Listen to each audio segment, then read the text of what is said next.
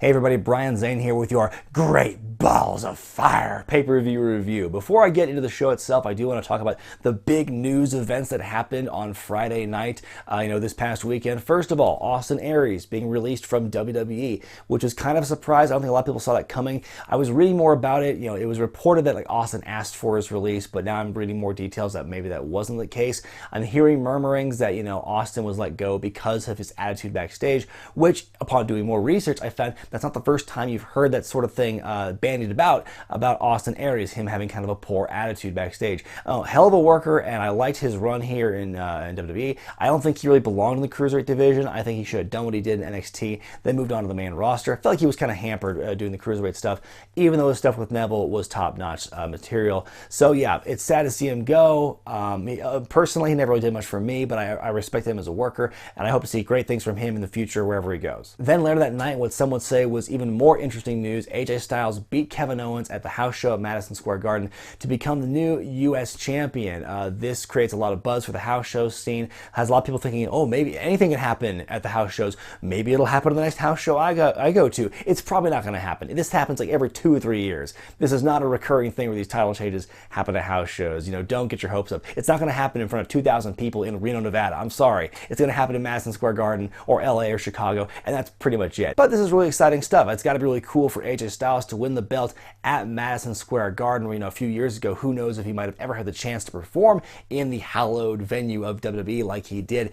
Personally, I weep because I think it's going to kill any chance of me doing the Kevin Owens America running gag on who wore better from now on. Also, it might screw up this week's Thursday video. If you're a $5 backer on Patreon, you get the Thursday video 2 days early. You might get the now incomplete version of that video. I'm not going to spoil anything beyond that, but I think Kevin Owens as U.S. champion does play into it. So you might get the incomplete version, and then the Thursday version will be the revised version. We'll see about that. But anyway, I think it's a really exciting moment. Really interesting where this leads into what I would imagine is the inevitable rematch at Battleground. So with that out of the way, let's move right on to Great Balls of Fire 2017, beginning with the Cruiserweight Championship match in the pre-show, Neville defending against Akira Tozawa. Akira is very over here in Dallas. The hot chants are strong and loud and clear on this night. Of course, he's accompanied by Titus O'Neil as well. Tozawa looking very strong in this match, in particular during his hope spots, his comebacks. Every time he hits him with a sequence against Neville, you really think he's got Neville on the ropes here. He hits him with a couple of consecutive suicide dives.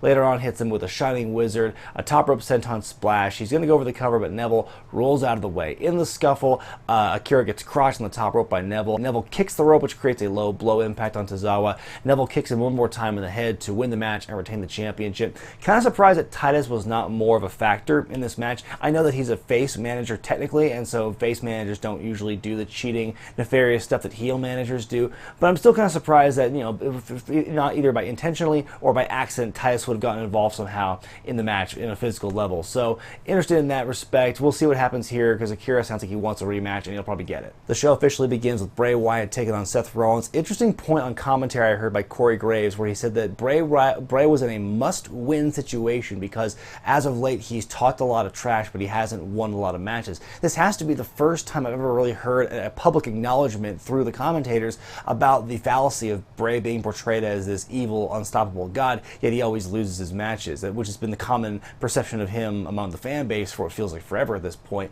Very interesting. I don't think I've ever heard this ever described for Bray as a must-win situation because of his record. Pretty good match here. These two guys individually rarely disappoint in the ring, and tonight was no exception. I love Bray's cutoff early in the match where they're fighting on the apron and Seth is punching him, and Bray grabs Seth by the hair and throws him down. Rollins lands face first into the top of the steps. That was brutal. At one point, Bray hit Seth with a DDT on the apron. The announcers never called it that, so maybe it was some other kind of face buster variation, but it certainly looked like a DDT to me. Seth is making his comeback. They're fighting the outside of the ring, making their way back in as they're entangled in the ropes. The ref doesn't see it. Bray gouges Seth in the eyes with either his finger or his thumb, hits him with the sister Abby to win the match. It was good to see a bone thrown Bray's way here. He doesn't win that often, so when he does, you often can remain hopeful. Maybe this will lead to something. I remain not too optimistic about that right now. Seth does not need the win, in my opinion, because the way his character has been the last few months, what trajectory is there to harm with him losing this match? I don't know what they're going to build toward for SummerSlam at this point,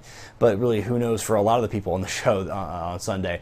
So yeah, Bray winning was a good call, and the match was good. It was fun to watch. After a really solid backstage promo with the Hardys, we get Enzo taking on Big Cass in singles action. Now, last week on Who Wore It Better, I mentioned that Enzo gave what I called the promo of his life on Monday. On Sunday night, he did another very long promo, but he almost lost me because he started out strong. He was making some comparisons between his life and the Sinatra song That's Life. Then he spent the next 4 minutes making those analogies and comparisons. I was like, okay, where are you going with this? I don't really care much about this analogy. I thought we're talking about Great Balls of Fire. We're talking about Jerry Lee Lewis, not Sinatra here. You're confusing the time frame of music, Enzo. But eventually he comes back to his point. It takes 4 minutes to get there, and when he does, it's just really awesome. It wasn't as solid a promo as the one from Monday, but it was, in the middle part really almost lost me, but he came back at the end, finished strong. Like, okay, I hope your gimmick now isn't that you cut 5-minute promos all the time and sound really passionate and everything, because that could get old real fast. The match begins, and Enzo gets absolutely destroyed by Big Cass. He pretty much beats him up the entire time. I can't recall one offensive move that Enzo really got in the match. Cass picks Enzo up and tosses him military press slam out of the ring onto the floor, and so they tease a count out. Enzo is able to get back in the ring at 9. Cass hits him with a big boot, wins the match, and that pretty much went the way I expected it to. I think a lot of people expected it to as well. I don't know where they can go from this. I don't know if they can continue the feud. I joked on Twitter, maybe next month they'll fight over the rights to the soft trademark, a la DX in 99 and Booker T and Stevie Ray in 2000. But, I mean, where else could they really go with it? What can Enzo do? Because the way they built his character now, it's kind of exposed him. Because the whole thing is, he's a small, scrappy guy who gets in a lot of trouble with his mouth, but he always comes through his own grit and also with help from Big Cass. Now he's without Big Cass, so who can fight his battles? If he hasn't really upped his game as a wrestler, he's going to get destroyed on Raw. I mean, I would put him on 205 Live, but it would almost be seen as a demotion. I don't know where they're going to go with this. I certainly don't think there's much room to go here with a rematch. Let me know what you guys think in the comment section. Oh, P.S. before anyone asks, I do like Big Cass's music. The Raw Tag Team titles are on the line in a 30-minute Iron Man match as Sheamus and Cesaro defended against the Hardy Boys in what, in my opinion, was the match of the night. Easily, I think it was a lot of action from start to finish. Right at the very beginning, the first 10 seconds, Matt got pinned by a bro kick. So all you people out there who had prop bets on the first fall happening in the first minute or so, you win some money. Then they go up 2-0 after a double team white noise in which Cesaro's involvement made absolutely no difference.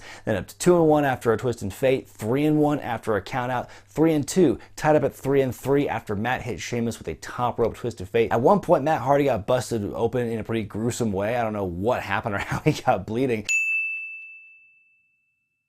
With less than a minute to go in the match, very sneaky pin by Cesaro and Sheamus where Jeff hits Sheamus with a swanton, but he was never the legal man, so Cesaro rolls in, pins Jeff to win the fall, so it's up 4-3 with like 20 seconds to go. They do this little chase sequence where they run around the ring. Jeff hits Cesaro with a swanton, goes for the cover, but time expires just before the 3 count is official. So the Hardy Boys lose the match. Cesaro and Sheamus win by the skin of their teeth at 4-3. Really cool finish to this match of what was otherwise a very, which in and of itself was very solid. I loved this match. It was great classic tag team wrestling, and I highly recommend you watch it. I will mention this, at the end of the match they would cut back to Matt Hardy occasionally as they were tending to his wound, and he was making some really weird faces, and it's just, I think we're kind of in that mode now. We're like, is now the time?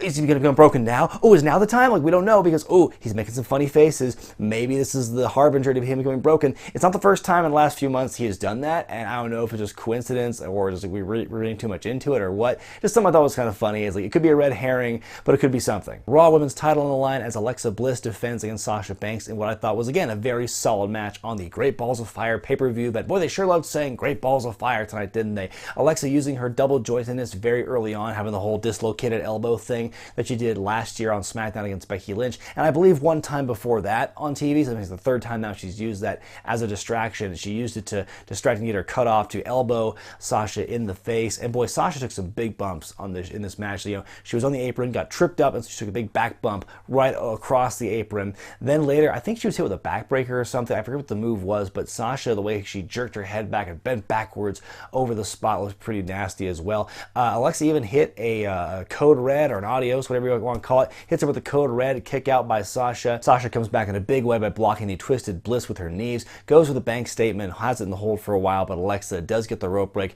They fight on the outside. Sasha goes back in the ring, and Alexa stays outside, gets herself counted out to lose the match, but hold on to the championship belt in a very sneaky heel maneuver. Sasha looks kind of dumb, but I don't think it was that big a deal on Sasha's character part. So Alexa does manage to escape with the championship, but Sasha gets at her. They fight on the stage. She dumps Alexa off the table with and hits her with a big double knee spot right afterward. I hope both women are okay after that fall.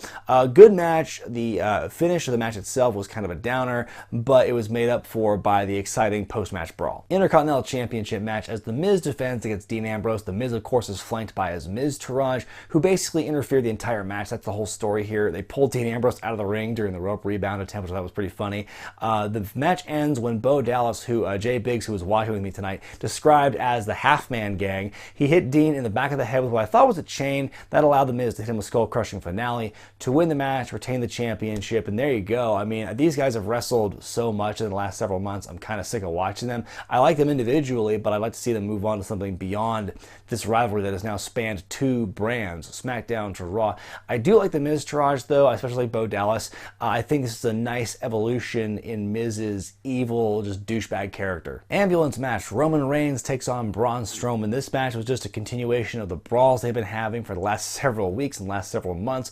Big continuation of that. At one point, Roman does attack Braun Strowman's arm with punches and whipping it against the turnbuckle post and hitting it with chairs. It looked really bad. But then Strowman no-sold the chair shots. He got up and Roman was hitting him, and Strowman had none of it, was not selling it at all, like the Terminator. And they're fighting up on the stage. They recreate the spot a couple of weeks ago when Strowman tosses Roman into the side of the ambulance.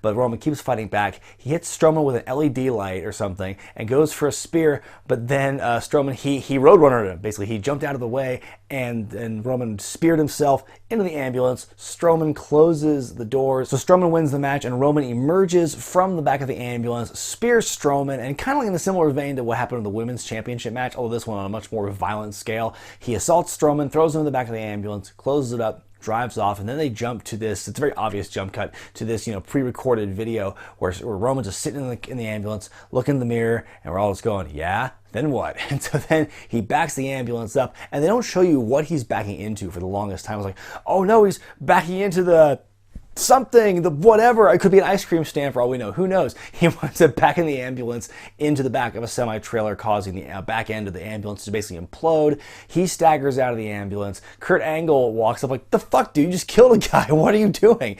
Roman keeps walking off. So then they've got all these paramedics and the agents trying to break, Strowman out of the ambulance. We go to this impromptu match between Heath Slater and Kurt Hawkins, and they're like, oh gosh, I had no idea this match. I'm taping my wrists right now. This is so impromptu, guys. I had no idea. From a kayfabe perspective, there's no reason to have that match. They should have just gone right to the next match. Strowman and Joe and Lesnar. That's the order of things. There was no reason to add this match. They put it in there because they had to kill time because they knew the main event was going to be short.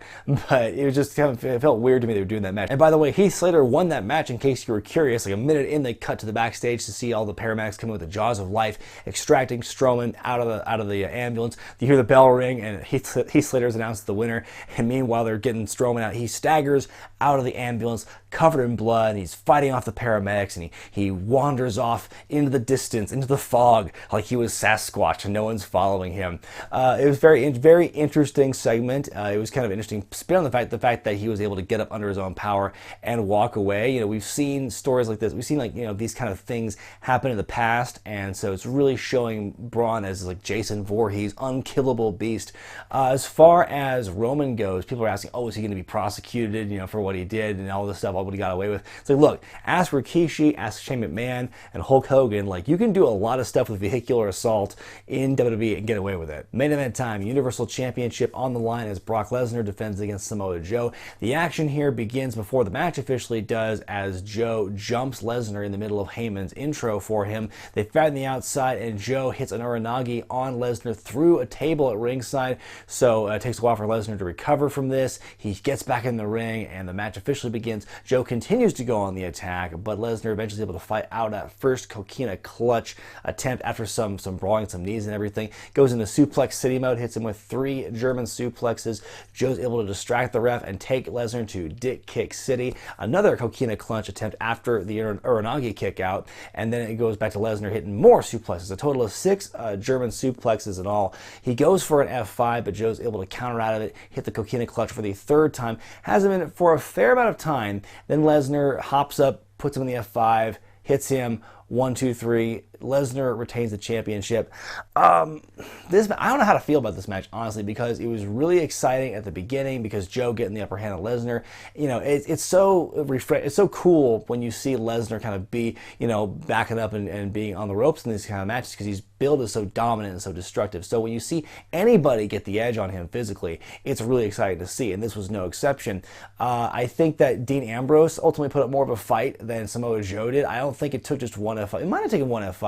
But took a lot more German suplexes, and the F5 was on a stack of chairs at WrestleMania 32. So to have Joe go down after 6 German suplexes and 1 F5, a little deflating. I'm not going to lie. When I saw that finish, like really? Like, we could have had more fight from Samoa Joe. I would have popped big if he kicked out of the F5 and they fought more. Ultimately, the first 95% of this match was really exciting and fun to watch. The last 5%, kind of disappointing. I get why they did it. I mean, I don't think it's going to hurt Joe that much because the way he was built with this, the fact that he was able to take on Brock Lesnar with no fear and no trepidation and no hesitation, made him look like a supreme badass, really. And the way he was acting in this match was definitely more heelish. I think if you just compare the two, Lesnar definitely came off as more of the babyface, and probably more of a tweener, but really babyface here. A very heel-heavy show all throughout the show. If you don't count the Slater-Hawkins match, and you don't count Sasha Banks winning by count-out but not winning the championship, and if you don't count Lesnar as a babyface, then no babyfaces won at Great Balls of Fire. Obviously, they're setting up for a lot of the eventual rematches and match variations at SummerSlam.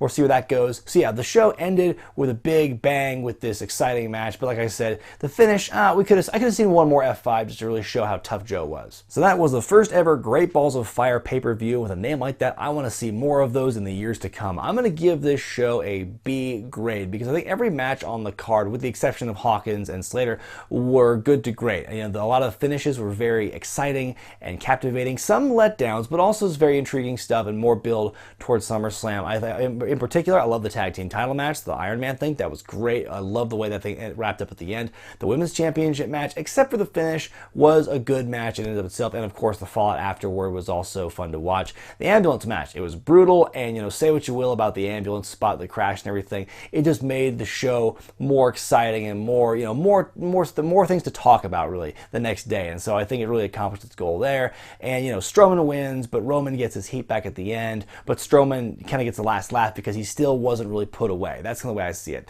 As far as cons, again, I think it was very heel heavy. It kind of dragged the the momentum of the show down. Even though the matches were good, I'm sure it kind of deflated a lot of the fans' interest. And again, I thought the finish for the main event, for all the good that match itself was, I thought the finish felt a little rushed, felt a little like, oh, is that it? Is that all it's going to take to put Samoa Joe away after everything we've seen? So that was the only real other con for me. I'm going to give it a B grade overall. Let me know what you thought about Great Balls of Fire in the comment section below and vote for your letter grade right here in the upper right hand corner of your screen. Be sure to thumbs up this video if you like it. Subscribe to Wrestling with Regret. Buy the t-shirts at ProWrestlingTees.com and go to patreon.com/wrestlingwithregret to check out some exclusive perks and some additional content. I'm Brian Zane, and I'll see you next time.